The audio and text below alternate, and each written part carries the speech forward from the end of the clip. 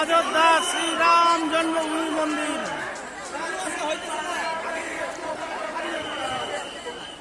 দুই 2024 সালের সব থেকে বেশি আকর্ষণীয় ধার্মিক স্থান, সব থেকে বেশি পর্যটক এসেছিল এই রাম মন্দিরে। খুবই ভাগ্যবান 2025-এ রাম মন্দির দর্শন করতে আসলাম। মন্দিরের কাজ কিছুটা হয়েছে, পুরো মন্দির হতে এখনো আরো 10 বছর লাগবে।